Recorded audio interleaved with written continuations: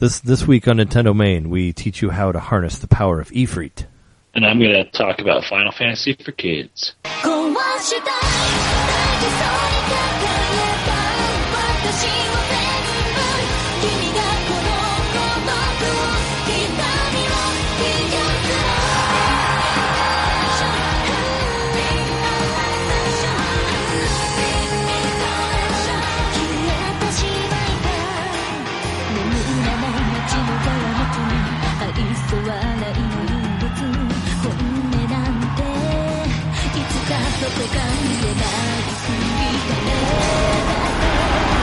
Welcome to Nintendo Main, episode 31. We are your hosts, Trey Johnson.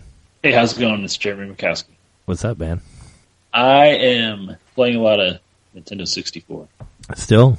Yeah, man. 20 years old. It is. It is, officially. I finally got a hold of a controller that has a good stick on it, so I got really excited about it. Oh, cool. That's good. Playing more. I did not download. I purchased Perfect Dark and started playing that a little bit today. Forgot that game actually looks pretty good for a 16-year-old 64 game.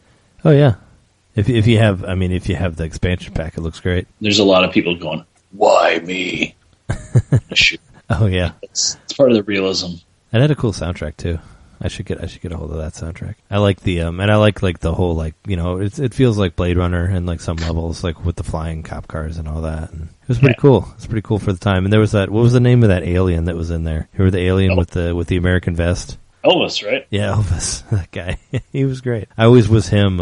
He was my character. Was Elvis, but in the tall guy with the trench coat, because you can make your own characters for the multiplayer, which made my head like super super huge. So it kind of really wasn't advantageous to myself because it was really easy to shoot me in the head. But I just thought it was funny. So I was Elvis in a giant dude in a trench coat. Was like my character that I ran around with. I do remember talking in one of our previous episodes about how Perfect Dark was one of those games where it was suddenly like really, really cheap at Toys R Us, like a big bin full of them or whatever. Oh, yeah, I wasn't sure if we had talked about Perfect Dark at all. But it is like the 20th anniversary of 64, so I was thinking like on our next episode we'd probably get into we'll get into some 64 stuff. Maybe talk about the launch titles. So that'll be cool. You got that to look forward to. Yeah. Listeners. Listeners out there. So there was let's do the news first and we'll get into the stuff that we were playing after that. So there was like a meeting, like some sort of financial meeting this morning, right? Right. Apparently I guess there was only a few things that I caught from it. They said that Zelda has to sell 2 million units to for them to like not lose money on it because they had such a huge development team. I don't think that's going to be a problem. Really. I think anybody who bought a Wii U is planning on buying the game, and vice versa. I'm sure it'll sell a lot of NXs depending on whatever they do with it. Yeah, this is a meeting for the investors, so most of the questions in the audience were aimed at like, all right, so how are you keeping costs down, and how are you like promoting certain IPs, and how are you planning on making a bunch of money for us, people that are invested? Sure. And it's probably like projections also. Like they're like, we expect to make this much, or because they said something like all they really expect is like 300,000 is like considered a success for them for like any game is what they were saying. But they said because of the scope of like how many people they had working on this particular game, their success would have to be higher. It would have to be over 2 million, which I don't think that'll be a problem. I think the hype train is like full on for this. Yeah, and it's going to sell systems already, I think. Yeah, and it was received really well at E3. Like a lot of people really liked the demo. I think everybody's super excited for it. You got a game of the show from a lot of different publications. They did. They got game of the show from IGN, and it was an amazing looking demo, and you didn't really see much of it, just like the gameplay, which is really cool. But I think it's got a lot of steam behind it. Hopefully, it doesn't lose it by March 17th or whatever. But or March of 2017. There's no date yet, but I'm sure they'll do all right, especially like with the high adoption rate of most games for the Wii U, even though I guess it's toward the end and a lot of people would be maybe getting to the other system. But I, for one, am getting the Wii U one for sure because it's going to be rare and who knows, it might be better. I'm not getting Twilight Princess again in my purchasing choices. Yeah. So yeah, there's that. Also, Miyamoto did say that they have been researching VR for the next system. I wrote down his quote. He actually said that long play sessions are an issue. We want to release something that can be played for long periods, carries value, and is affordable. We want parents to feel at ease, is what he said about that. I wonder if that's a reference to like the Virtual Boy and all that. That's gotta be. Yeah. Well, even like the 3DS to a point too, where it's like it's kind of like where they came out with the 2DS, because kids of a certain age, like, it's still supposed to be bad for you if you're like under 10 or 9 or something like that. So I don't know. Maybe they're being extra cautious. It's interesting that they are looking into it, but yeah, I mean, as of right now, I don't think it's a thing yet. I mean, it's maybe the future, but it's always good to have that ability in there in case they do want to get to it, like you were saying last time we talked about it. But he went out and said that they were doing it. Yeah, I mean, of course they're researching it. I mean, it's a buzz thing, so this may be one of those cases where Nintendo's being smart and stepping back and seeing like how other companies are going to make this happen commercially and learn from the mistakes of others, try to minimize it, and then do the Nintendo thing where they like, you know, use inferior hardware. Not inferior, but you know what I mean? Like, they don't need like top of the line hardware to run whatever their concept is. Yeah. I mean, it's probably part of a whole planning thing they've got working. I would hope. I mean, if it does take off, Nintendo's going to do it too. Sure. Yeah, I mean, it's been mixed, but like rumors have been mixed, I guess, saying like whether, I was going to say, I hope they don't come out with a system that's not like on par with the other systems out right now. That would just be kind of pointless. They'd have another Wii U problem. I mean, Miyamoto did mention he checked out VR while, you know, at E3. He said to him it was not quite what he expected. I mean, I don't know what he expected, but yeah, he's like, a lot of stuff I've watched says, you know, like you're completely, I don't know, you still feel like you're sitting in a chair or whatever, and that ruins it. Yeah, he's like, man, there's way too many colors in here. You guys should have just went with red and black. I mean, that's the way to do it. It's a real way to do virtual reality. I mean, come on, you guys don't know anything. You newbies, we've been doing this for years. But yeah, I don't know. Apparently he also spoke on the NX and said, that why they didn't show it at E3, because it was like a new idea that they don't want anybody to see, because they think that everybody's going to steal it, right? Well, they've got proof from other things they've done. We saw how many people stole, like, putting screens on their controllers after the Wii U came out. So shit, man. Right. Better hide those ideas. Well, not really, but I mean, they did all do something where they would connect to like tablets and phones, and then they, motion control is the one that's the easiest to see. Yeah, motion control, they did definitely like leave a wake on everyone. Where there's motion control involved in pretty much everything still. Like there's motion control on like the PS4 controller and like the Kinect and all that stuff. So it did kind of become a thing. It's not really there as much, but it is still present in a lot of the controllers. But you think that stuff came out, it came out way after the Wii was released, but they were able to start developing it earlier by seeing so maybe that's kind of what Miyamoto's saying, like they'll get that extra development time before it's released by Nintendo to release something similar right afterwards, or maybe even before. Sure. Probably not before at this point, I think it's... Yeah. Oh, well, they've always been like that. They think, keep their cards close to their chest because they're afraid that everyone's going to take everything. So, they've been very secretive. They seem to be a little bit less secretive, I guess. Like, they've gotten a little bit better, but still, it's kind of like, only time will tell. You got to think, talking to a room of investors or whatever, though, like, they like to hear that as a reason why the NX wasn't shown, because they're probably like, well, let's build up hype for the NX so that more people buy it. Nintendo's like, well, we're actually protecting you, the investors, by not showing it. Sure. I mean, that's their explanation for it. I mean, that's all I really gathered from the meeting. I mean, did you hear anything else from the financial thing? Or at least I guess that's all of... They were talking about movies a little bit, too, with Miyamoto.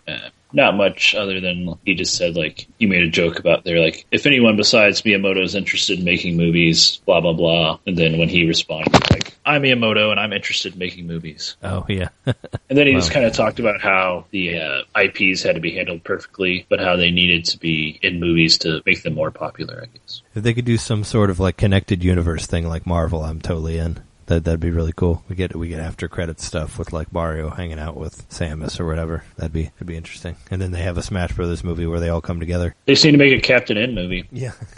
You can bring anybody in and it'll make sense. Yeah, that'd be interesting. You could put Mother Brain in there even. like Mega Man with the wrong color and all that. Wasn't Mega Man like green in that, and he like talked like an old man? Yeah, he kind of talked and he made weird sounds and stuff. No, wait, I'm thinking of Pit, who was also kind of... Well, Pit was called Kid Icarus, though. He wasn't even called Pit. And Game Boy was in there, too. I remember that. And he was just a giant Game Boy. Mm-hmm. Yeah, that was there's a show we could get into at some point. They could have some weird stuff. 2DS. They could have the Wii U gamepad could be a character. Yeah, it could. The Wavebird could show up and save everyone at one point. Did you ever watch IGN made this video when the PSP came out? They made this video of it's like sort of a stop motion kind of thing, or it's just like with where the DS would talk to the PSP, and they were like two different characters. Did you ever watch any of those videos? I kind of remember that. Yeah, it was like right around the time when PSP and it was like.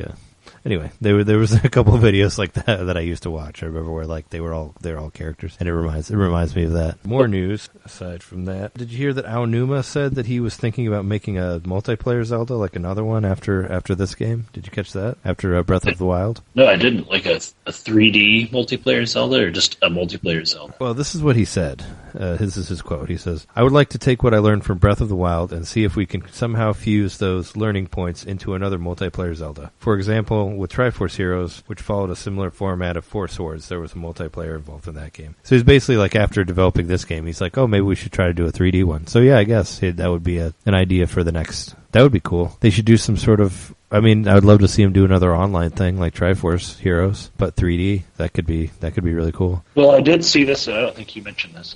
Takahashi said during the meeting they were talking about reusing assets from Breath of the Wild because so many people are being used to develop it, so much is being put into it that they could use assets from that game, like the engine and other stuff to like make other games. So that's an example of something that could be made with the same engine, possibly. Oh, sure. Multiplayer, open world Zelda. They could also make like handheld titles using specific elements from the game. And I don't know. I was just reading a little bit about it earlier, and I just remembered reading on a comment thread about people saying, well, you could just have a whole mini game based around shrines or something. I don't know. Yeah, well, you could use. I mean, I'm sure you could. You could use the engine for like a Mario game or something like that. I'm sure, but it'd be cool to see a multiplayer game come out of it after. I'd be down for that. Like some sort of online thing, hopefully with voice chat. But we probably won't get there. Who knows? Didn't they use the same engine for Ocarina of Time to make like Majora's Mask? Right? I mean, wasn't that pretty much? You saw some of the same models and stuff in both games. Oh yeah, for sure. That was one way they were able to push that game out so quick. So I think that's kind of what they're resourcing, or what they're saying, like, yeah, reusing resources to push games out quicker for this next console. Sure. I mean, that makes sense. I mean, yeah, that's basically what Majora's Mask was, because they're like, can you turn this around in a couple of years? And I think they were originally going to try to like release like Master Quest type stuff, but they decided to make it into a completely different game. But yeah, same sort of thing, like same engine, the same polygons, same characters, but as different people. That's part of why it was so different. Yeah, I mean, I'd be interested to see more stuff like that for sure. Did you see that there's a U.S. trademark for Breath of the Wild NX that says video game cartridges on it? That was kind of a big thing. That says that it's going to be on a cartridge. It's basically like a listing. So it says, like, it shows a couple of them. It's like Breath of the Wild Wii U, and it says like video game discs at the end, and then it says like Kirby Robobot, like video game cartridges at the end. And then there's like a listing that somebody found for the Zelda NX, and it says video game cartridges at the end of it. And it's just like a little info thing for like GameStop or whatever that just kind of like has some codes in it or whatever, and it's just... But at the end it says video game cartridges, so everybody's like, "Oh my god, it's real." I just hope if that's true that you get to put cartridges into the controller and not the system, so you don't got to get up anymore. You can just sit down and just put it right into the controller. You don't got to get up and touch the system. That's the future for me. That's what I want from NX, is a cartridge port on the controller. Yeah, man, just like the port on the bottom of the N64 controller. Yeah, like that. Pop it in. Have a pile of cartridges sitting on your coffee table and just cycle through. Well, you get like a wallet, like a game wallet, and just take it out of there and just put it in the controller. My idea, this probably isn't what the NX is, but this is what I think would be super cool, is like whatever you plug into the TV, like the HDMI, that's just like a receiver, and the actual system is a handheld. So it works kind of the opposite way of the way the Wii U works, where the Wii U system sends a signal to the controller, and then if you're out of range, the controller doesn't work. This is like the other way around, like where the whole thing is in the controller. The controller's the system. But when you're close enough to the receiver that sends to the TV, then you can play it on the TV. But if you're far enough away, it'll just play on the controller. That's my idea for NX. What I was thinking would be a cool idea. I was like, yeah, because then it'll just be like, if you want to play by the TV, you can, and all you got to do is just turn on that receiver, or maybe that receiver's on all the time, and it turns itself on when you're by it, and then you can play on the TV. But then you could just like leave, and it would just disconnect, but still be on the controller. That's what I would do. I think that would be pretty dope. I mean, I haven't seen any of like the patents that look like that, but that's what I would think of. That would be a cool way to have a system that was both a handheld and a console. I think that would work well for a lot of things, but I don't know. You still want something that's drawing power directly from like, the wall to Sure. power like your games that are more graphic intensive. Yeah, I mean, you would need. I'm sure like having a wireless signal to the TV like that would give some sort of crazy delay in there as well. But I'm just talking future here. Like I don't even know if this can work really. Right. I don't think it actually can. But you have like a nuclear powered console that yeah, you just charge up once and it's charged for the rest of the time. I'm just saying in my mind, if this was possible, I think it would be a really cool thing to do. But I don't even know. I think that's if it definitely like the handheld connecting to a device that's connected to the TV. I think that's something that is highly possible in what NX is. It's what I'd like to see. I mean, I just don't think that'll be everything. I think that'll be I don't think all games will work on it, but I also think you'll download the game to the handheld from like the main device. Yeah, maybe a certain amount on it once or something along those lines. Yeah, I mean, if that ends up being what it is, I mean, there still hasn't been any sort of. I mean, there's no proof of anything, but there hasn't been a whole lot to the whole like unification thing. The whole like handheld plus console thing. There hasn't really been any sort of thing about that lately. That was all just rumor still. I mean, it makes sense because both of them are kind of in their twilight years, the Wii U and the 3DS, but there's been no sort of mention of it being both. So it would make sense though. It would make sense, but there's still no actual. I mean, there's really not any actual thing about anything. But I saw Warner Brothers talked about NX. Did you see that? They said that they'll support it to a point or whatever. I read that. They said we have great relationships with all the console platforms. We believe we play a role in each of them. What I saw with the announcements that were made at E3 2016, I'm fairly bullish about the console cycle, about gamers spending time on them and finding great content, about publishers being able to find returns on increasing investments in that space. We're constantly deciding how to navigate that, but supporting the NX is not a question for us, is what they said. So, I mean, they've always, I figured that Batman Arkham Knight will come out on it when it comes out or whatever else. Maybe Injustice 2 will be on there. That'd be cool. I mean, Justice 1 was on Wii U. I expect like a couple, that doesn't really mean a whole lot. I mean, they're basically like, yeah, we'll put whatever, we'll put some stuff on there at launch and see what happens. Yeah. So put a 1 or 2 year old game on there and see how. yeah. We'll see if anybody wants to see the definitive version of Arkham Knight NX or whatever it's called. Batman Inked. and the most important piece of news, I think, is that the Devil's Third has gone down 50% on the eShop now. If you're itching to play that weird game about that guy who has magical tattoos, it's only $30 now. It's getting closer. I don't know if it's worth 30 yet, but it has internet play, so it's it's worth it for the long run. You'll have all that replayability. Well, until the end of the year. They're dropping the internet also at the end of 2016, but there's a lot of months left. We still got a half a year to play online. Yeah. I don't know. I thought that's why I was thinking like when it was dropped, I was like, maybe I should get it now so I can play it. I mean, with the way I play things online, I'll basically play it online for maybe a week and then probably never play it again. I don't really do much. I really don't do much online stuff. I think the most online I ever did was Splatoon, but that was because everything kept constantly changing on that, and they kept adding things. But even that, I haven't. Online at Mario Kart, that was about it. Yeah, I did Mario Kart, but I didn't play. I played Splatoon more than anything else online, just because of the way it was set up. It worked. I feel like it worked better than any of the other online stuff. Because it was designed for that, it has like the rotating levels, and they kept adding new weapons and levels and modes and stuff like that. So it gave a reason to keep coming back to it. So I think that's all the news I had for this week. Is there anything that I missed on that you could remember? Before we forget it, Super Mario RPG comes out on a Virtual Console for Wii U. That's news that we need to mention. It's pretty awesome. I know I've talked about it before, but I've been waiting for that for a long time. Yeah, and this game actually links to another game we're talking about today. Kind of coincidental. Well, yeah, and with what I was thinking was like with Super Paper Mario coming out like a couple weeks before, and now a Super Mario RPG coming out. Does that mean that like Bowser's Inside Story will be out in a couple weeks? If it is, then all of them will be accessible except for Thousand Year Door, of course, which there's not really a way to make that digitally available yet. But I think it would just have to be a remake. Yeah, I did see in an interview with the lady who worked on the new one that somebody at E3 asked her about it, and she was like, "Would you play an HD version of it?" And they're like, "Yeah, of course." She's like, "Would you buy one?" because if you would, then we'll make it. Which I wondered if that was like sort of a candid, like, thing, like, oh, we will release it. It kind of, but yeah, she did kind of mention it about because in an interview they asked her about Thousand Year Door. They was like, she was talking about possibly making an HD version of it, so that'd be very cool. And you just have to get a hold of her directly and she'll send you one, it sounds like. She was just asking if he wanted one. Well, so they want... just, email her, she'll send you a copy. But the way she was like, well, would you buy that if we made it? Kind of seemed a little candid. Maybe they did have thoughts of remaking it. I really wish they would do... They have so many games that they could do HD stuff. I wish it wasn't just Zelda, like there's so many like great Nintendo things that could get HD remakes. I know people want like Super Mario Sunshine, which that's kind of a controller thing. It was based around the GameCube controller, so you can't really do that. But there's other stuff that could be remade. Like Super Mario Sunshine for sure, or not Sunshine, Super Mario Galaxy 1 and 2 could get HD remakes. That would be really cool. That would be cool, except they've already released them on the eShop. They did. They didn't release Twilight Princess Wii on the eShop, but that doesn't mean. They've released multiple versions of like Mario 3. They have Mario 3, the NES one, and Mario 3, the Game Boy Advance one. Same with Mario World. You're right. And also like Super Mario 64. Like in Japan, you can get Super Mario 64 on 64.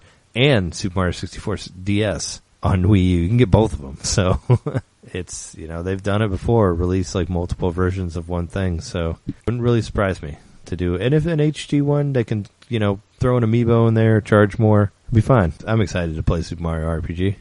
We did an episode on that a ways back. If you haven't heard it, you can go back and catch it. I don't remember what number it was. I should be able to get it cheap. 10 or 12 or something. But I already bought Super Mario RPG for the Wii, so I can buy it for like $1. So I'm totally going to get it tomorrow. Yeah, me too. Super excited about it. But yeah, I'm hoping for that Bowser's Inside Story. I'm sure I mentioned Super Paper Mario came out for $20, which is more than you can get it used, but I'll probably still end up getting it because I don't know, because it's easier. It'd be easier for me to play it like through the virtual console than play it off Wii, just because my Wii U's dumb like that and it has a hard time switching to Wii mode. You can switch controllers. But anyway, I think that's the news. That's our Nintendo news for this week. Now let's get to the topic of what have we been playing. You said you've been playing 64 stuff. Is there anything else that you wanted to mention aside from Perfect Dark? Perfect Dark. Oh, I've been playing the original Tony Hawk. Yeah, Tony Hawk. We should do. I would totally do a Tony Hawk episode in the future. Okay. I used to. That would actually. I might do that. Well, maybe maybe the DJ Daco Scrub, the guy who does the WART radio, he might do some stuff involving Tony Hawk. Maybe do some of the stuff like the bands or the songs from the soundtrack. I saw something online today that he landed at 900 and he's like 48 now, I think. Oh, Tony Hawk, he's still landing 900s? He's still landing 900s. He's not landing 900s in the video game department. I guess, what was it, Tony Hawk Ride? Was that the last one he made? Oh, no, there was 5. There's been more. Tony Hawk 5, which, like, totally tanked. The one where, like, the update was... We talked about it in a previous episode, but the one where the update was larger than the actual size of the game. It was, like, twice the size of it. Old Tony Hawk. But, yeah, that first Tony Hawk was pretty fun. But, yeah, those soundtracks were always cool. Yeah, that's definitely been having some flashbacks to college, playing it in the dorm, because we played a lot of the horse. We'd use different words, but we played horse. Horse was great. Yeah, that was always a fun one. I've been playing Tokyo Mirage Sessions. It came out last week, and I bought it, and it's a lot of fun. Been doing that. It's another solid RPG for the lineup, which is pretty great. Like that's I think it's good. I've been digging it. Is it pretty story heavy? Does it seem to be? Not really. I don't think. I mean, there's not like any like super long cutscenes that you have to sit through or anything like that. It's no like Metal Gear Solid, if that's what you're asking. But it's basically like kind of a Persona game, right? So it's got like a lot of character development, maybe. Well, it's also a Fire Emblem game, which Fire Emblem also has a lot of character development. So it's kind of both ways. The game basically starts off with one of the main characters. I think her name's like Shubasha. If something like that. I honestly can't remember it right now. But the main female character, it's something like Shubasha. If I got it wrong, send me hate mail or something so we can get some sort of mail for the podcast. But it starts off with her. It shows her as a kid. She witnessed her sister in this sort of rock opera sort of thing, which actually looks like they're basically telling the story of Fire Emblem. Like they're dressed up like Fire Emblem characters. This is all like anime. It's all FMV anime stuff. She's watching this opera with her sister singing, her older sister, and then all of a sudden her sister and the guy that she's acting with disappears, and like everyone else in the play disappears. And this is like an event that happens where like 100 people disappear, no explanation whatsoever. That's the way the game starts, which is pretty cool. And then you meet her later, like she's trying out to be a pop idol or whatever. She's trying to meet up with her friends. When she goes to the tryout, turns out that the guy who's holding the auditions knows her sister, has her soul in this other realm, and is possessed by this Fire Emblem bad guy. And as they go into this other world, she basically gets abducted and pulled into this other dimension where the Mirages are, as they call them. And she gets pulled in there. The main guy, Itsuki, I think is his name. He goes into the alternate world looking for her, and he gets attacked by these robed guys that kind of look like the mages from Fire Emblem. Anyway, he gets attacked by one of them. This orb comes out of him, which is his performa, is what they call it. It's the essence of his self and whatever his performance is. Anyway, he takes this ball and sticks it into the mage, and the mage turns into Chrome from Fire Emblem Awakening, and that becomes his like spirit animal, pretty much. And he uses him to fight the other creatures in the Mirage world. She does the same thing. She finds Kata. It's mostly characters from Fire Emblem Awakening, which is pretty cool because I'm more familiar with that than Fire Emblem Fates. But that's basically how it happens. Everybody has a different character that's like their buddy, and you can make different weapons like based on what characters you can counter. And there's like a weapon triangle like the Fire Emblem series, and also same thing with like magic as well. So, and everybody kind of levels up like Fire Emblem also. Like it'll play little Fire Emblem stuff.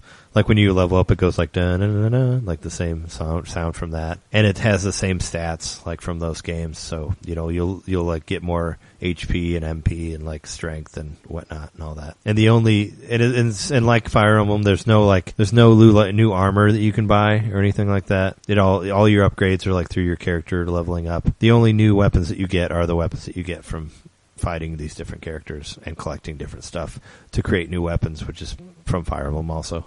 But it's like full on turn based. It's like a straight up Japanese RPG turn based game. So if you like those type of games, I mean, I totally recommend it. It's like it's the RPG that I'm always looking for. It reminds me a little bit of like Paper Mario, even a little Xenoblade in there, I guess. It just seems like it has a lot of classic RPGs kind of rolled into it. Does it have any sort of a musical element to it, or is it just kind of like that as a backdrop for one of the characters? I mean, yeah, that one character is like a singer. And there are like some concert stuff. Like I got to the part where this famous musician that they knew she does a show in the middle of Shibuya. And this is all like chapter 1, so I'm not really going to get into any spoiler stuff, really, I don't think. But like she goes to put on a show, like the basically dark clouds like come over it, like she disappears, like everybody turns into zombies. They kind of, you have to go to this Mirage world to solve that. So it kind of goes like that. But it shows like her performance before that. And the Shubasha, she ends up learning how to sing a certain song that brings her sister out of her Mirage coma or whatever. You find her later, and she becomes part of the group.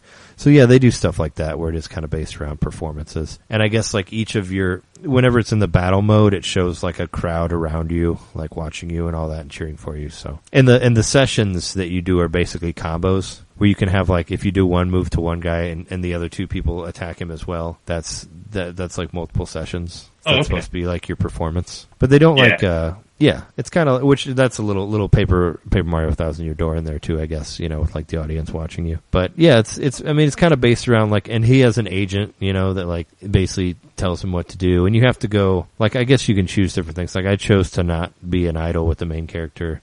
I was going to try to go for the more acting area. But yeah, you do have to go to classes and stuff and learn other shit, like on the side of the Mirage fighting. And it's basically kind of that mixed with like side quests and dungeons that you go to. But it's cool for like old school turn-based RPG stuff, which I like. And I don't think the Japanese-ness is like too, it's not as like confusing as I thought it would be. Like I actually understand what's going on. It's not super weird. I mean, it's, if you got to be into like Japanese culture and the whole pop idol thing, I guess, but I don't think it's like overwhelming or anything like that. I've been able to follow it pretty easily, and I think it's interesting for what it is. I think it looks really cool. Like I like the animation and like the FMBs that are in there and all that. Are there going to be a lot of FMVs like throughout the whole thing, the anime stuff? I mean, there's little bits. Like it's not. I mean, I probably played it for like 6 or 7 hours, and I've only seen like maybe 3. I think so. It's not like overbearing in any way. They just do some little cutscenes in there, which I think are cool. Like I enjoy them, and it's hard. It's a hard game. Like it's definitely not like super easy. Like I got killed a couple times, and if you get killed, you get killed. So you gotta save like constantly. Like if you get killed, it's like you're done, and you go back to whenever you saved last. So don't fuck around. It's basically how it is. Like they even tell you when the game starts, they're like save a lot because they're like save as often as you can. And there's like in that first dungeon that I was in, there are these like there's like these black mages that are flying around that are like way more powerful than anybody else. And if you run into them, they fucking kill you. They will like kill you in a couple hits. So like you got to be careful. And everything you can see like there's no random battles, so that's good. And you can see the characters coming at you, and you can actually attack them too. Like kind of like another reason it reminds me of like Paper Mario. You have a sword and you can knock them down, and if you knock them down and then attack them, you get like the first attack. You get to start it off. So they have stuff like that, and if they sneak up on you, they attack you before. Like so, it's kind of like a little bit of Paper Mario, a little bit of Earthbound type, as to where you approach them from what side and all that. But it's possible, it's possible to run into guys who are like way too powerful for you, that you need to just try to run away from there and hope you don't get killed. That's basically what I did. But yeah, it can get pretty rough. There's been some cool, there's some pretty interesting bosses that I've fought so far. Yeah, it's fun. I enjoy it. There's definitely a gameplay mechanic in Xenoblade, avoiding like certain bad guys you knew were just going to decimate you. Oh, sure. But Xenoblade, you can die and then you're okay. Like it's not like, you wouldn't like the game there was no game over. It wouldn't just go straight to the title like when all your characters would get killed, right? But you'd still usually want to reload your save because you'd have lost all your stuff. Yeah. If you use any of your stuff, or like if you wanted to like not have all that fuel wasted.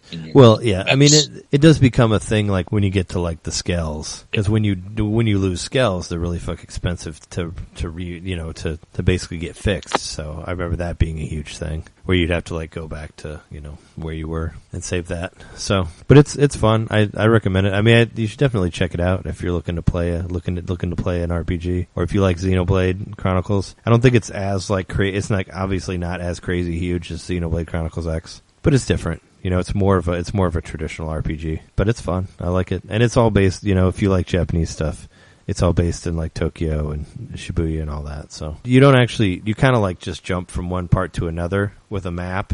You don't actually get to run from one area to another, but you do get to kind of run through downtown Shibuya, like go from one thing to another. And you can buy, you can buy like, you can go to like marts and buy like power ups and stuff like that. So you can earn yen from your fights or whatever. But yeah, I've been having fun with it. It's been cool. I'm hoping to play more of it. But I just finished the first part. So I got a couple characters and did a couple side quests. So I guess supposedly some stuff was edited for the Western release, right? Well, as it normally is. Yeah, I did see that they censored some stuff as they normally do. And some guy was like that he said he liked the new outfits and that the other outfits were edited. But the same thing happened with Xenoblade. Are people throwing a fit about this too? Going to try to get somebody fired? I think I just saw that somebody had like made a patch where you could restore it to the way it was. Oh, sure. Yeah, I did see that. But you had some other thing. Oh, I heard that there was some DLC that was available in Japan that isn't available here that you couldn't use with that patch, but you could do everything else. Like I remember reading something about that. I doubt it's anything. It's just probably cosmetic stuff that doesn't change the game at all. Yeah, it's probably just some weird it's probably like, I mean, the game's already like, the characters are fairly, they're scantily clad at times, and they're, they got the weird booby bounce and all that you would expect from like a anime type thing. And whenever a female character is introduced, it kind of like goes up and stops at their boobs for a second and then goes to their head, which is weird too. So they left that in there, but is that is the main character looking at them? I guess I don't know. It's just weird. Like it goes from their feet to like their boobs and stops, and then it goes up to their head. And it's like one of the manager, her boobs just kind of like move on their own, kind of like that character from Super Mario RPG, Valentina. Is that her name? you'd hit her, she'd like get real jiggly. Yeah, same thing. It's cool. It's worth checking out. I recommend it if you like RPGs. So, do you want to take a break before we get into our topic of the week? Yeah, break time. All right, let's do that.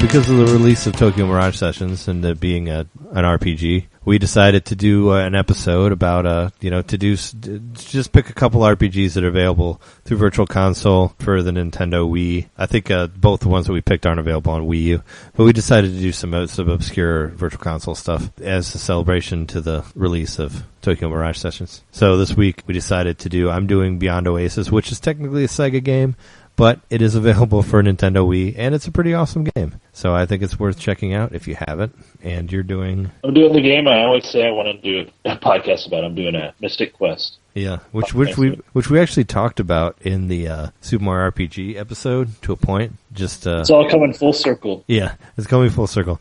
I'm not necessarily a fan of Mystic Quest. I think we might have talked about that before, just because I came into it at a different time. But I think the development story of it is pretty interesting, and just like kind of the path that it paved for, for the future of RPGs. But I think I said enough about Tokyo Mirage Sessions, so why don't you start off with Mystic Quest? All right, so Mystic Quest, this game came out in October of 92 in North America. This was a rare game in the sense that it was released here before Japan. It was actually developed by Square in Japan for the North American audience. So this was directed by Kouzi Ide. I want to make sure I'm saying that right. One of the writers of it was Chihiro Fujioka, who actually directed Super Mario RPG, which is coming to the eShop tomorrow.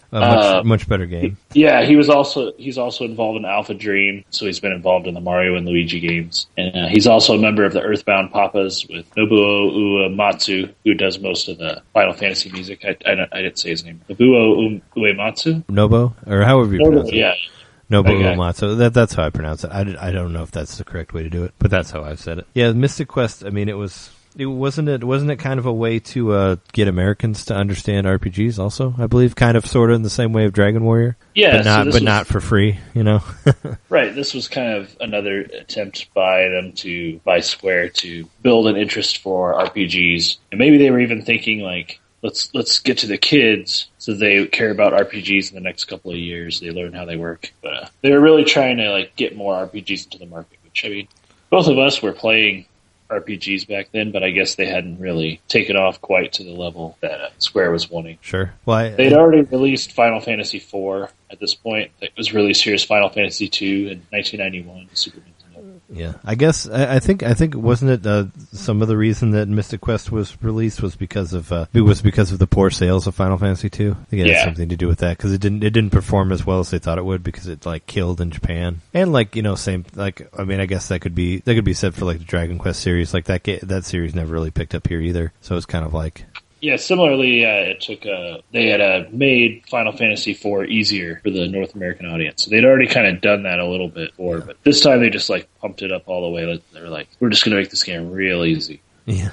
Well, just play it for them, and it literally plays it for you halfway if you want it to. Oh yeah, because you have a helper, right? That's controlled by the computer, or do you control them? I don't remember. It's been a long time. You can either have it on auto or manual. Oh, okay. I have my Nintendo Power that has Final Fantasy Mystic Quest in it. It's volume 42. Final Fantasy Mystic Quest didn't make the cover, but Super Star Wars did. But I'm just looking at the article in here about it, and there's right in the middle it says Brown Town. That's what I keep looking at, which is pretty hilarious. It says Foresta. It says Brown Town. At first, the town is dried up, and the people are aged beyond their years. When you free the Earth Crystal and return to Foresta, you will find it's green and lush like the map to the left, and the people will once again be young. But Brown Town. Welcome to Brown the world Town. Is divided into... There's 4 towns in the world of Mystic Quest, and it's Foresta, Aquaria, Fireberg, and Windia. Yeah, it's basically the elements, right? And the different crystals, which were... The crystals they have. Yeah. The crystals were actually created by the guy who's making the Ever Oasis game, which we talked about during the E3 episode. The guy from Grezzo, who did Secret of Mana and created Chocobos and Moogles and the class system for Final Fantasy. So a little bit bringing it back around to stuff people are still working on stuff that were involved with it. They are. What kind of other stuff's in the Nintendo Power? Does it give a review of the game? It does give a review of the game in the back. Let's see. It says, it's just like a fast-moving RPG. Right at the beginning. This is the opening paragraph for this. Square's latest installment in the Final Fantasy series, Mystic Quest, is a role-playing game for the masses. If you've never tried an RPG, or if you think RPGs are too complicated and take too long to get into, think again and give this one a try. Getting started is easy. An old man shows you the ropes, then puts you right into the thick of the adventure. You build levels quickly, and the fast-moving, entertaining dialogue keeps the story interesting. The people you meet tell it like it is, without beating around the bush. The first person you meet tells you point blank that when 4 powerful crystals were stolen by monsters, the 4 seasons were strangely affected, and the world plunged into darkness. You will search the land and destroy monsters until you find and free the 4 crystals. That's their opening. Paragraph. So, yeah, that's basically what we were saying.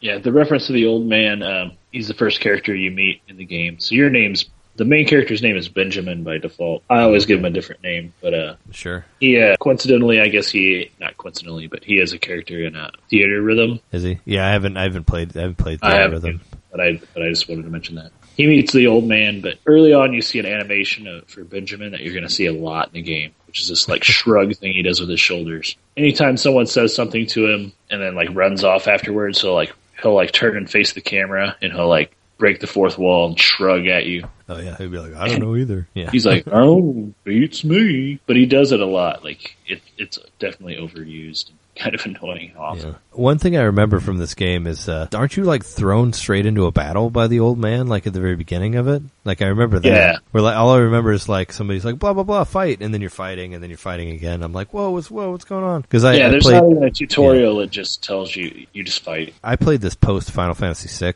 because my friend, I mentioned it in another podcast, but my friend Curtis, when he got in high school, when he got a 64, he sold all his Super Nintendo games, and he sold them like dirt cheap. He sold them for like $10. I bought Final Fantasy Mystic Quest, Super Castlevania 4, and Super Punch-Out off of him for like $30. And I wanted Final Fantasy 2, but unfortunately he sold it to somebody else before I got to it. But I went to Mystic Quest after I played 3/6, and that has like such a long opening in it and like long drawn out like development. And this one's like fight, like go do this, and I'm like whoa. It was just like it was like whole other side of the coin for me versus like I love 6 so much, and I'm like anything with Final Fantasy's got to be great. And I played this. I played it the whole way through. It was just like I was like, man, this game's weird. Like it's not like the other ones at all. I don't know. Well, I don't want to say it's a terrible game. I think a lot of the reason I like it, like you mentioned earlier, was when I first played it, I had tried to play Final Fantasy 1, and I could beat Garland, and I felt really great when I finally beat him. He's the first boss in the game. And then I never really got past that. So, that was the furthest I'd ever got in an RPG, so.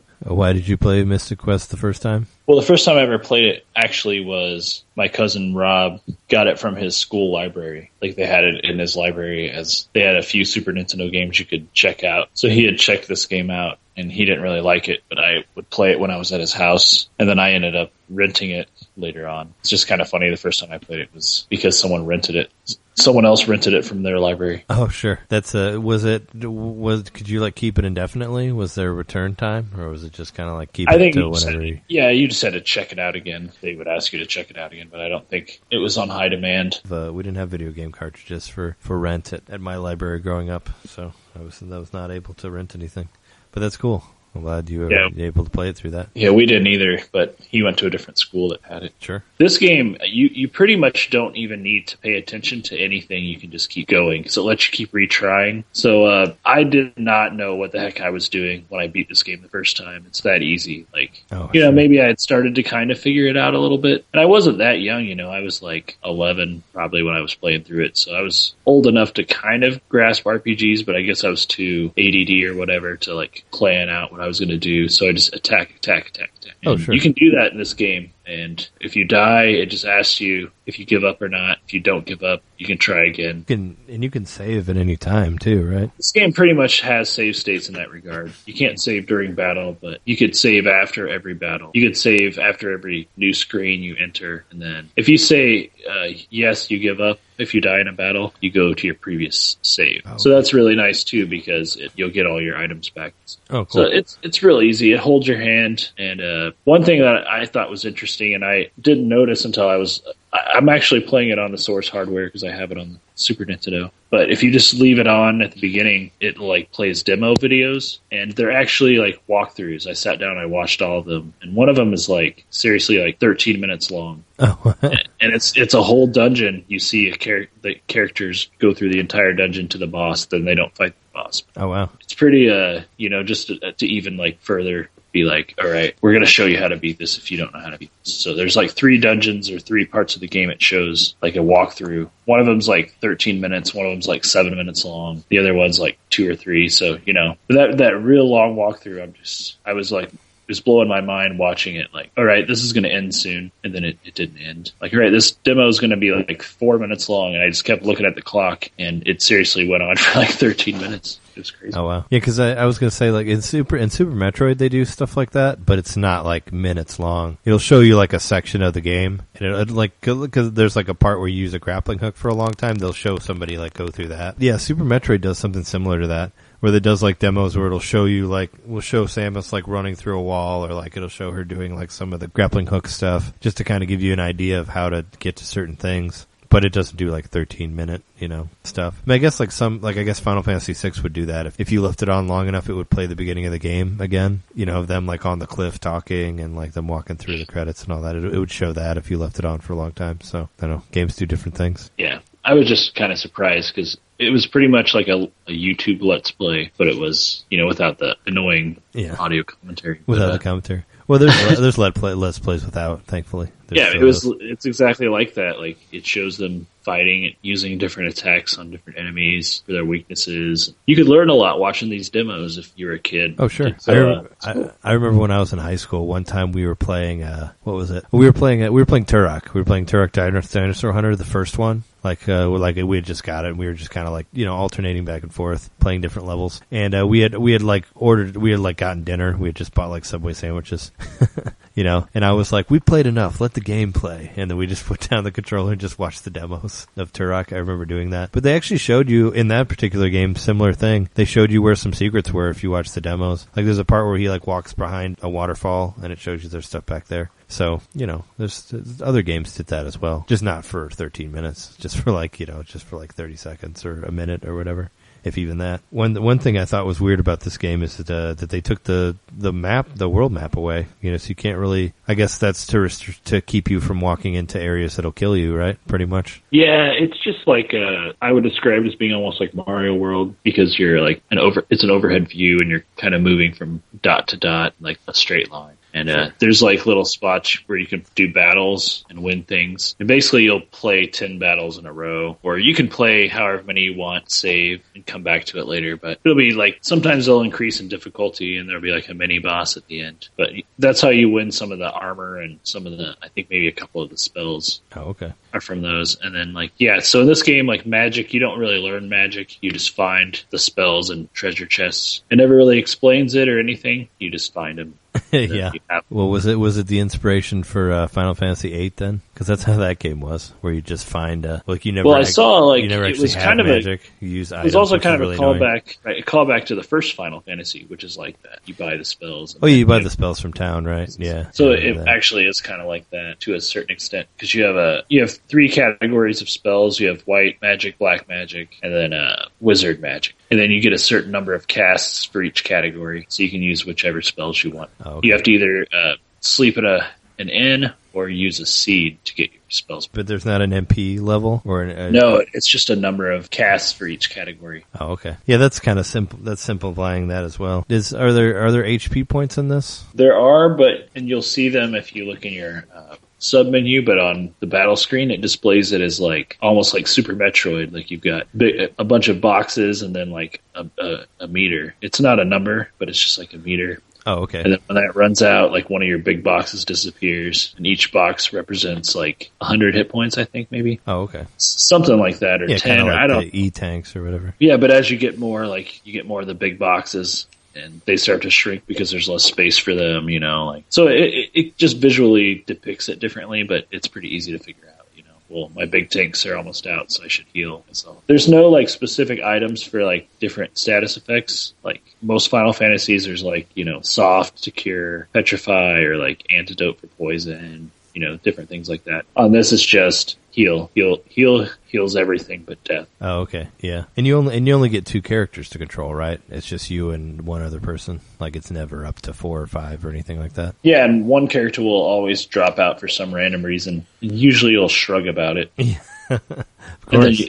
then another character will join you right afterwards. Yeah. A lot of times that other character will just like run right up and be like, oh hey, since they left, I'll help you. They'll just like show up out of nowhere. So there's not a whole lot of like it said in the Nintendo Power article, they do say it like it is. They'll be like, No beating around the bush. you should go to the volcano and get the fire crystal, and then that opens it up on the map. Oh, and you sure. just go there and do it. Yeah, and then you just go. You don't have to like find it. Is it? Wasn't this the same team who did the Game Boy Final Fantasies, right? Final Fantasy Adventure. Am I Yeah, correct on and that? when I was doing my research, it said a lot of that. Maybe they didn't reuse the assets, but the sprites are pretty much the same in this as they were in Final Fantasy Legend 3 on the Game Boy. Yeah, from what I heard, they kind of just like made because those games were kind of dumbed down as well because they're portable. They weren't as like complicated as the other Final Fantasies. So they kind of just took what they were already doing and basically added color to it. Gave it a better color palette, made it look a little bit better, than on the Game Boy. But it's very similar. And it's got kind of like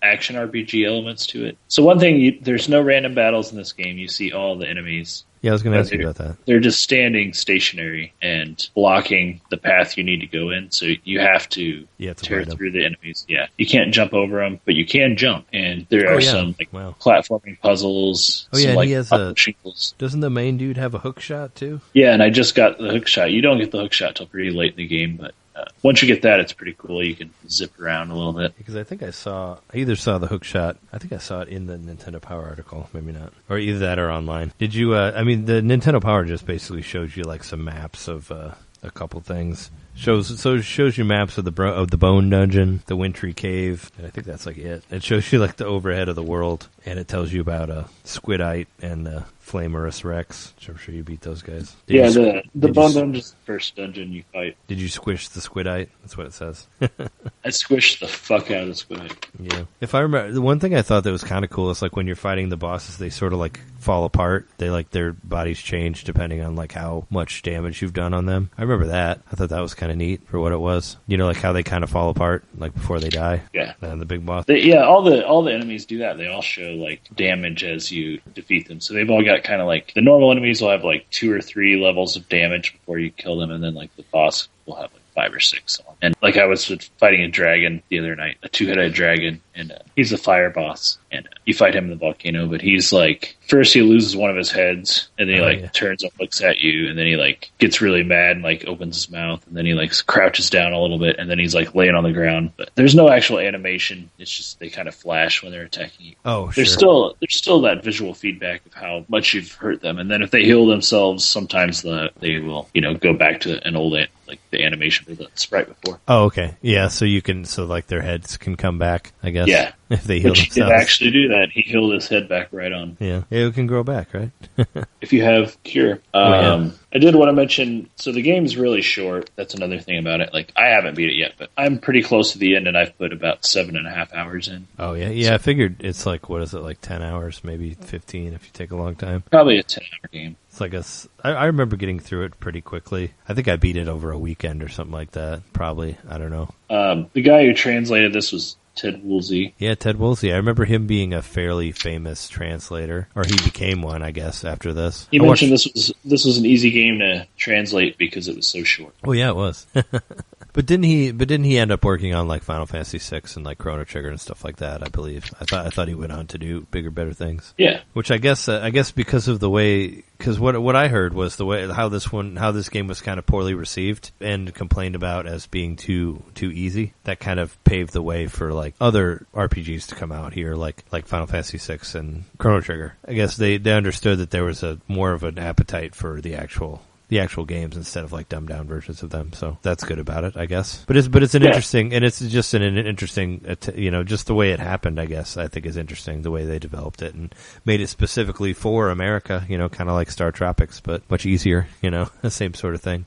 And also to try to get people as obsessed with RPGs as the Japanese were. Makes sense. It's just, if I would have played it younger, like if I would have played it like when I played like Dragon Warrior, I probably would have liked it, where like that game was too complicated for me then. But it was more like Mystic Quest, I probably would have gotten into it. I don't know. Yeah, the game, I didn't even mention earlier, so the game being geared at children specifically was cheaper. It was a $40 game, $39.99. Yeah, I didn't know that because I didn't pay full price for mine. So. And it came with the official strategy guide to beat the whole game. So. Oh, nice. Like Earthbound. Yeah, that was included with it. So, I mean, it was all there. Like, they wanted to make sure you beat this game if you had it. There's 4 different scoring things in Nintendo Power about this. There's graphics and sound, play control, challenge, and theme and fun. And Mystic Quest basically got a 3.8 in graphics, 3.8 in play control, a 3.3 in challenge. Scored lower than Battle Clash. And it got a 3.8 in theme and fun. So it was pretty much a 3.8 out of 5, I guess. Out of 5. Yeah, that's what they gave it. It's like a high C, low B. Yeah, unfortunately there's not even a little like article, because like in this one there's like 3 different guys that are saying what they say about whatever game. There's not even a little paragraph about Mystic Quest. And the funny thing is that Swamp Thing on Game Boy got a paragraph, but Mystic Quest did not.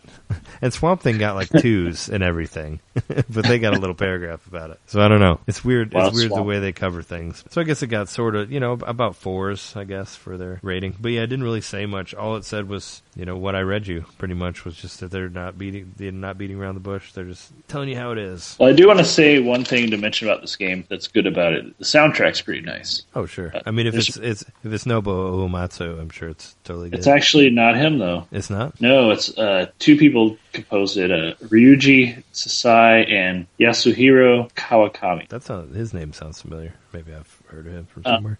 I couldn't find anything on the second guy, but Ryuji Sasai, he worked for Square. I guess they hired him as kind of a young gun, really young when they hired him. He had started doing like musical stuff when he was like 15 and like being in bands and stuff. Oh, nice. I think he joined the company when he was like 18 or something. They had him working between 91 and 98. He worked on 5 games. One of them was this one I think he worked on. He might have done the Legend soundtrack too. But he kind of like, he plays a lot of live music nowadays, I guess. But he kind of like disappeared from the public. People were like, what's this guy been doing? And then they found out he'd been making music for pachinko machines. Oh. And he was using a pseudonym. Yeah, he was using a pseudonym so people didn't know it was him. But that's how he was like continuing making the money. Yeah. I was wondering. I was like, how well can you hear the music from pachinko machines? I don't know. I've never really played them. So a bigger thing in Japan. I've only played them virtually through Yakuza games, because you can go to pachinko parlors and those. Is there anything else you'd like to say about Mystic Quest? Well, it was released in Japan after it was released in the U.S., and it was released as Final Fantasy USA Mystics. So kind of similar to Super Mario Brothers 2. Oh, yeah. Being Super Mario USA. That's very similar here, I think. Yeah, for like any of the ones that... I don't think Star Tropics did that. Was that ever released in Japan? I'm sure it was. But yeah, normally if it's a different American one, they'll put the USA on there later. It's a interesting thing for the time, I guess. Hopefully, now that Super Mario RPG is on the Wii U Virtual Console, maybe we'll get all those Square games that are out in Japan that aren't out here. Maybe Mystic Quest. Maybe Mystic Quest, yeah, which is available on Virtual Console on the Wii. But it's it's for $8. Maybe it's worth checking out if you want to see a very simplified RPG. Right. Yeah, and make sure you have a Wii like classic controller, because you can need that to play the Wii Virtual. Oh, sure. Or you can play with a GameCube controller also if you have that. If you're playing it through a Wii and not on your Wii U. Yeah, if you're playing it through the Wii. But yeah, if you're playing it through the Wii U, you need the classic controller for sure. But I think they tell you whenever it boots up. But that's cool that you can also find this game online for pretty cheap. I think I paid like $12 for it. Oh, okay. I was gonna say it's cool that you got to play it on the actual system on the Super Nintendo. That's always fun. Heck yeah, man! It's been great. Getting to play that. Love that Source hardware, man. Yeah.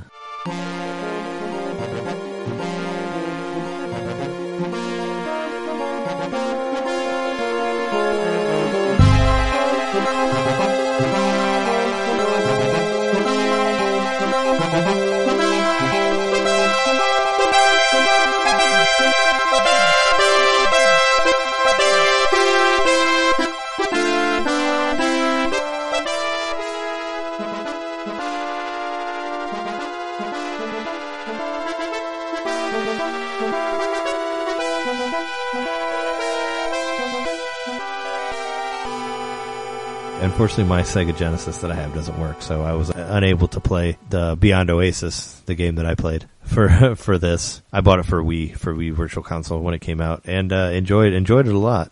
Like, I remember when it came out, I was pretty excited because I'd never really got to play much Sega games because I was a Nintendo kid growing up. But this game, like, watch, like, if you get a chance, like, just go on YouTube and watch the intro for it. The animation on it's, like, spectacular. Like, it looks like an anime almost. Like, it has a really cool intro. I feel like everything's animated really well. It's a very pretty game. It's probably like one of the prettiest games I think I've seen for Sega Genesis, in my opinion. I think it looks very cool. It's like top down. It's very much, you could say that it has a little bit of inspiration from Zelda, I guess. It came out in 94, so it was post A Link to the Past and all that. And it's top down. There's like dungeons that you go to, but it's very different. Like, it actually, playing through it this time reminded me a lot of the Breath of the Wild demo, believe it or not, because you're going through, like, you're basically killing guys and getting meat, to eat later. You're getting weapons that all your weapons break, like none of them are permanent. They all have different damage levels, that type of thing. One thing it's kind of like Paper Mario 6 Sticker Star, where you level up by finding hearts within the levels that you get from killing bad guys.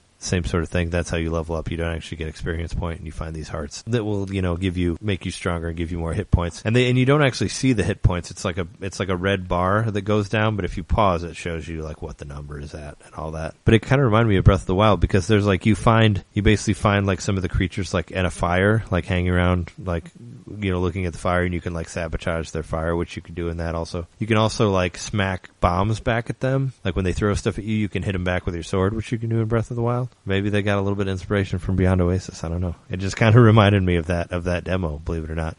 But on like a much smaller scale and like top down and 16-bit. So I've seen a little bit of this stuff, and it kind of reminded me of like a little bit of like Illusion of Gaia. Yeah, it's kind of like it's sort of like Secret of Mana a little bit, but you don't. I mean, it's not like there's no meter for like if you hold the button, you'll have a stronger hit. And there's also some like kind of moves in there. Like if you hit like forward and a button, that does a thing. Or you can do like the circle. You can do like the circle swing, like Zelda that has that.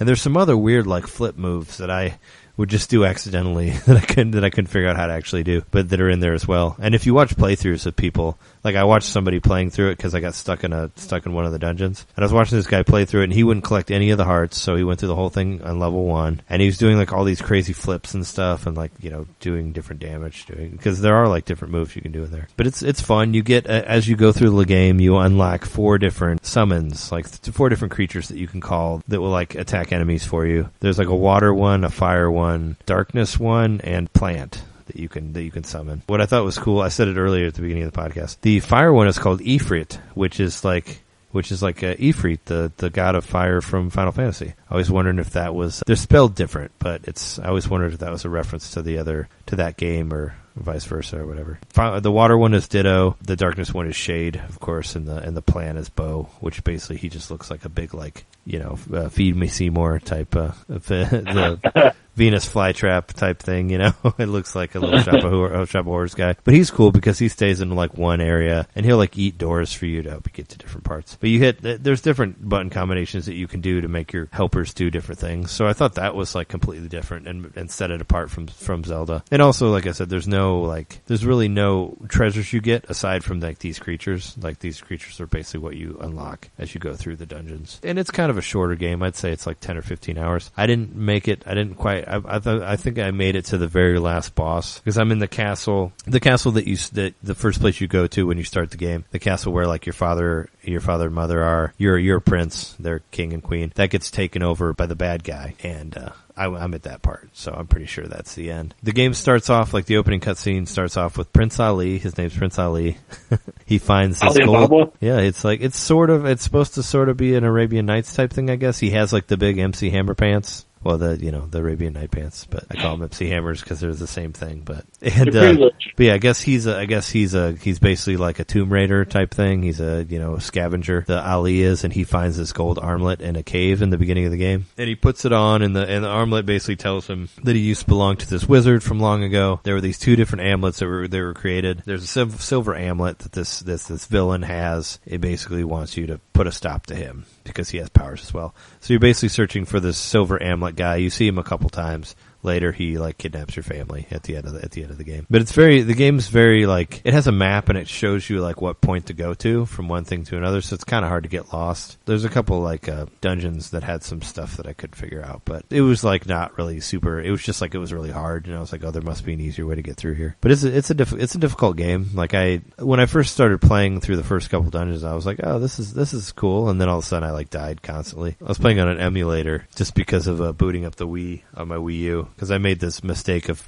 moving all my Virtual Console games to the Wii U. I should have left them on the Wii because there's so much more on the Wii than Wii U. Anyway, getting to Wii mode is a pain in the ass for me on the Wii U, so I've been playing it through an emulator just because it's easier for me to boot the game up. I ended up, because I kept like not saving by accident after this fucking dragon boss that I was playing last night, that I ended up beating the dragon boss 3 times before I was able to actually save in the right spot and move on from there. So it's pretty difficult because there's some parts where like if like you're in this dungeon, and even if you beat the boss and die, it takes you back to the beginning of the dungeon if you haven't saved, which is incredibly annoying. How do you save?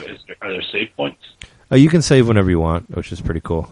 You can save outside in the world map. You can't save in the dungeon, so I guess you can't save all the time. But you can save outside. So like when you die, there's no game over. It'll just take you back to whatever the last checkpoint was. And in this particular dungeon, the checkpoint is the door of the dungeon.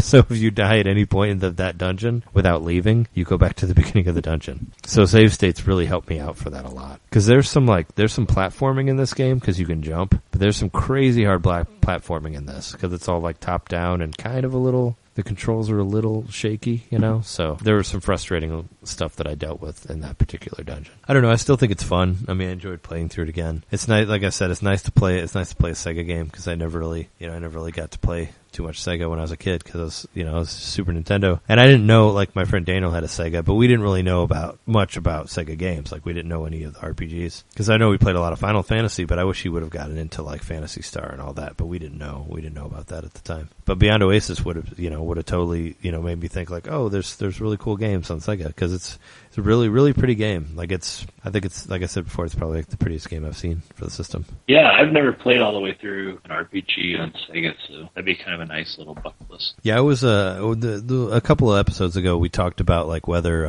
Phantasy Star was released or not, and apparently there's like an Ultimate Sonic Collection CD that came out for PlayStation 3, which has Beyond Oasis and the 3 Phantasy Star games from Sega Genesis on there. It basically has like every good game for Sega Genesis on it. So I was wrong about that.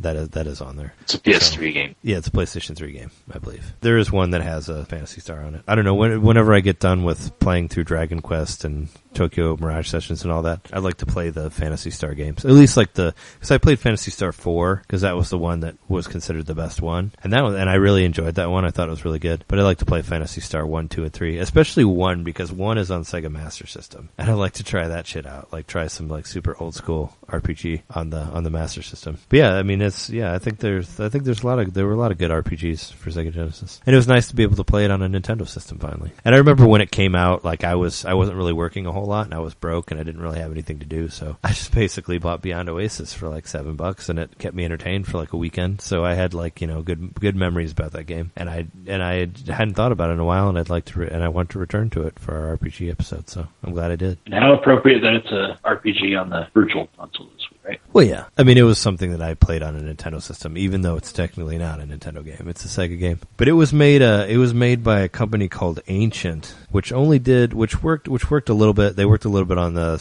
Sonic the Hedgehog, I think on Game Gear. They had a pretty weird set of credits, like from what I saw of what they did. Like they worked on, they had, like the main dude worked on Sonic the Hedgehog for Game Gear. I think he worked on Streets of Rage 2. And there was also a sequel to Beyond Oasis for Sega Saturn called Legend of Oasis, which I didn't know about. It's actually a prequel to Beyond Oasis. It's the story of the wizard that, you know, the original guy that hid the armlet or whatever. It's about him. So I saw that. I watched some videos of that. It looks very similar. It's just better animation, like characters look better and all that. There's more. Based? It's Polygon actually. I think it looks Polygon. Like it looks like low poly, but it was kind of hard to tell from the video that I watched. I'm not familiar. I mean, I never really played the Saturn, so I'm not sure what exactly it could do. I thought it could do some low poly stuff, right? Because it didn't come out like. Well, the Saturn had two processors in it. Because Saturn had like Nights into Dreams, right? And that was Polygon. Yeah. Because Dreamcast came out after that, and Dreamcast and was like Panzer Dragoon Saga was Polygon. Was that was on Saturn also, right? Yeah. Yeah, it looked like, from what I saw, it looked like top down, but you know the characters were polygons. You know, basically looked the same as the other game, but you could tell that they were more detailed and they were animated a lot better. And like they changed up some of the stuff from the. I know you can get like some more spells, and I think the same characters are in there, like the same creatures that you summon are in there. I know Ditto and Ifrit are in there. Yeah, it's pretty cool. Like when you have your characters out, they'll like fight guys for you too. And like the fire monster, it's just like this big fire being. It kind of looks like a fire genie, but he's got like big muscles. And if you fight zombies with him, he'll basically just punch the zombies and they turn to dust every time he hits them, which is pretty cool. I thought that was fun. But there's some interesting stuff in it. It looks like I said, it looks very good for a Genesis game. Like especially like the dragon. When you fight the dragon looks pretty fucking awesome. Like it's super detailed. It's animated really well. Like I think it looks cool. You said it was 94, right? Yeah, 94. So it was like sort of swan song, right? Or towards the end. I don't know when. The Saturn came out in 95, early 90s. Yeah, so it was towards the end of Genesis. So it's understandable, like, as to why it looks so good. The soundtrack's a little weird, but, you know, the sound card on the Genesis wasn't that good. So you hear a lot of weird, like, whenever you kill somebody, it's like, bah, bah, you know, like it has like these weird yells from it. Kind of, if you played any of the Streets of Rage games, they all kind of sound like that. Like whenever you kill somebody, it sounds like that. But it was fun. It's got some puzzles in it. It's top down, very much like Zelda, with like, you know, with different creatures that you can summon. There's equipment or just power ups. How does that work? Well, there's no like treasures aside from the guys. Aside from the, I mean, there's treasures, but there's not like an item per dungeon. You know, there's just like the creatures that you find that you could summon. But like I said, it's kind of like Breath of the Wild. You'll find a sword that's stronger, but you can only use it like 20 times or something like that, and then it breaks. So that's kind of how you find. And you have a knife that never breaks. And that's like something you can always count on. But you'll find like bombs and like crossbows and swords and stuff like that. But they'll all break eventually. So it's kind of just like managing your inventory as you go through it. But it's totally fun. Much like Breath of the Wild, you're right. Yeah, it reminded me of Breath of the Wild a lot. Especially like how you can hit stuff back at people. I mean, you can't throw your swords at anybody, but I knew you could do that in Breath of the Wild. I saw that where like they throw something at you and you can knock it out of the air. You can do that in this. You can knock, like somebody shoots an arrow at you, you can knock it out of the air with your sword. You can like cut through the arrow. Or if they throw a bomb at you, you can smack the bomb back at the dude and kill him, which I thought was really cool. Like for 94, I mean, I hadn't really seen much of that. I didn't really find a whole lot about the guys who developed it. Apparently the guy who directed it, like I was just searching his name, and apparently he made a movie about Bubble Bobble 3. Years ago. That's what I said. He wrote like the story of Bubble Bobble 3, like it was on IMDb, like he was on there for that. I was like, wow, should see if I can find that. I'm probably not going to find it though. That could be cool. Hopefully it's in English. Or I mean, there's subtitles at least. I'm sure it's not in English.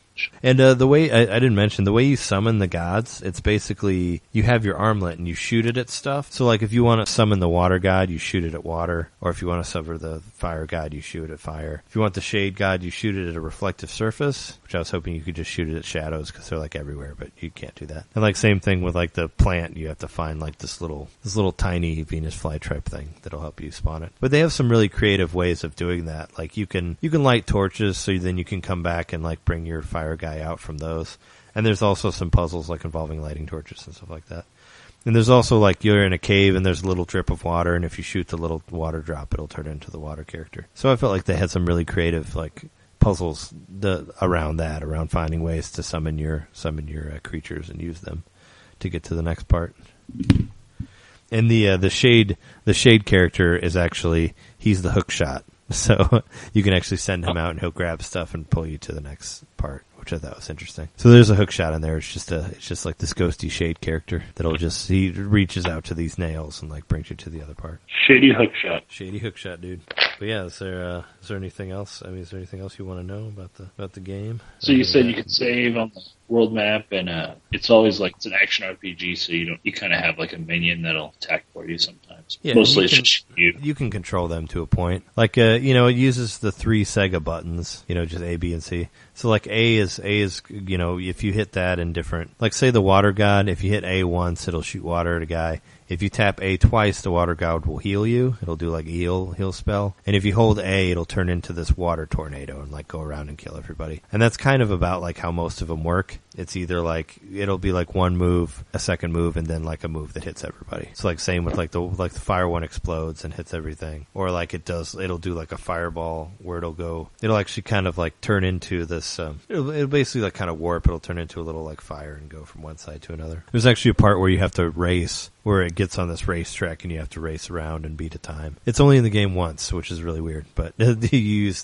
that for the fire god. You use the little fireball thing and go from one side to another. But it's cool. I guess the Ancient Company, I found out, was started by the guy who wrote the music. Yuzo Koshiro was the guy who actually created the company with his family, like before they had made this game. Like he started with like his mom and sister. Oh wow. Yeah, his sister works as a graphic designer, and his mother, it was founded by him, his mother, and his Yuzo Koshiro. And they worked on Sonic the Hedgehog Game Gear, Streets of Rage 2. They actually worked on ActRaiser 2 for Super Nintendo. I thought that was pretty crazy. Robotech.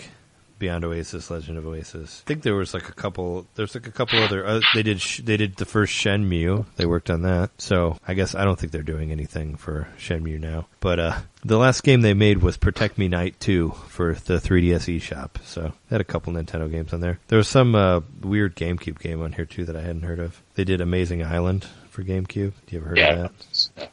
I don't think it came out here. Or no, it did.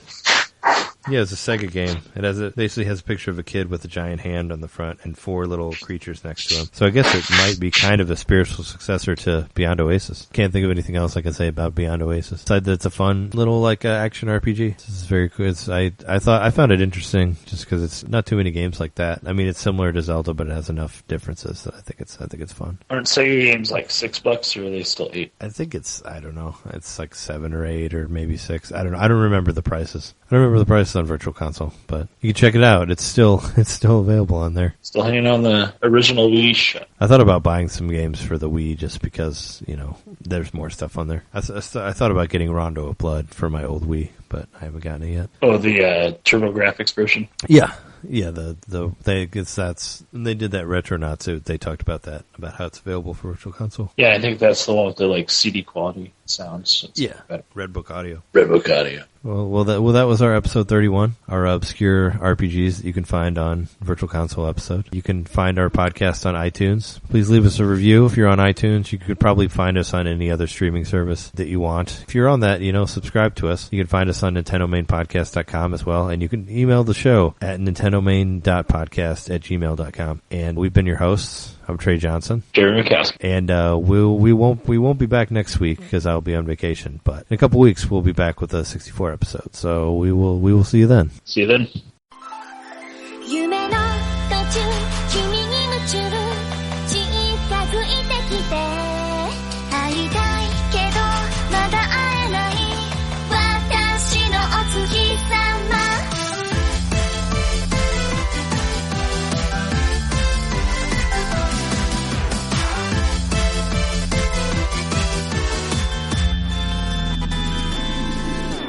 窓の外たくさんの星屑ひ